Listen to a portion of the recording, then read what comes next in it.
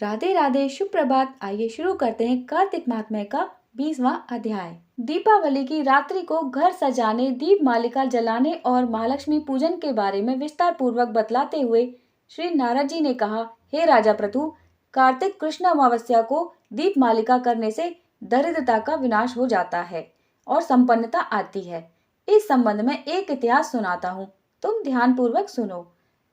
थुरसेन देश में सत्य शर्मा नाम का एक अत्यंत दरिद्र ब्राह्मण था। उसके मन में एकमात्र यही कामना थी कि यदि मेरे पास धन हो तो मैं उसे यज्ञ, दान, पूजा पाठ आदि कार्यों में व्यय करूं। अपनी दरिद्रता के निवारण का उपाय पूछने पर एक विद्वान ने उसे बताया कि तुम शिव जी की आराधना करो। ब्राह्मण सत्य शर्मा ने सच्चे हृदय से भगवान शिव की उपासना प्रारंभ कर दी। 1 वर्ष बीतने पर शिवजी ब्राह्मण का रूप धारण करके उसके पास आए और बोले, हे विप्र, धन प्राप्ति के लिए तुम राजा के पास जाकर उससे वरदान मांगो कि कार्तिक की अमावस्या को तुम्हारे सिवाय कोई अपने घर में दीपक न जलाए। ब्राह्मण ने ऐसा ही किया और राजा ने उसकी बात स्वीकार करके कार्तिक कृष्ण चतुर्दशी को सारे शहर में ढिंढोरा पिटवा दिया कि अमावस्या को कोई भी अपने घर में दीपक न जलावे।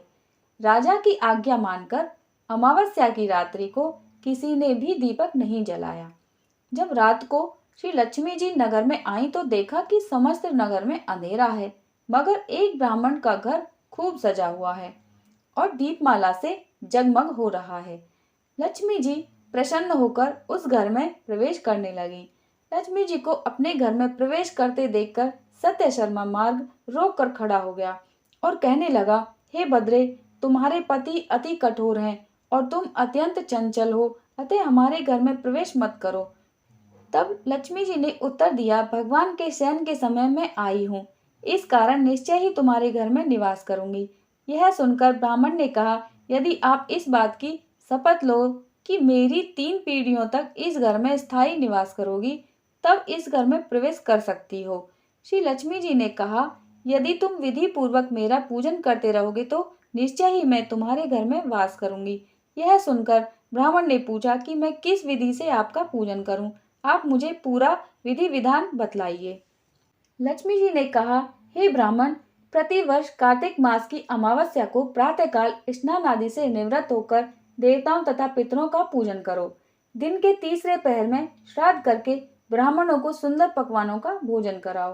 प्रदोष समय दीप माला करो। तुलसी के समीप ब्राह्मण के घर में देव मंदिर, चौराहे, शमशान तथा गौशाला में अनेक दीप जलाने चाहिए। इस दिन बालक, वृद्ध तथा रोगी के अतिरिक्त अन्य कोई भोजन न करे। सायंकाल स्वास्ति वाचन पूर्वक श्री गणेश जी व कुबेर जी का पूजन करके संकल्प करो। तत्पश्चात लक्ष्मी जी का पूजन करो और कहो, कमल के आसन पर स्थित कमल के फूलों की माला धारण करने वाली, कमल जैसे नेत्र, गंभीर नाभि, स्तन के बाहर से नम्र सुंदर वस्त्रधारी, देवताओं के हाथियों द्वारा मणि युक्त घड़ों से स्नान करने वाली, हाथों में कमल पुष्प लिए ऐसी लक्ष्मी मेरे घर में निवास करें।